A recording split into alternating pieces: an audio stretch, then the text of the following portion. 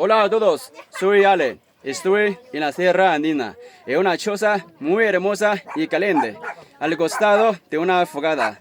Aquí la gente prefiere utilizar fogata, a pesar de que ya tienen cocina de gas. Según me comentan, hay ciertas ventajas. La fogata puede ahuyentar las moscas y los bichos. 2, se pueden tomar calor cuando tienen frío, especialmente en invierno. 3, puede mantener seca la casa para evitar derrumbe de la casa de adobe.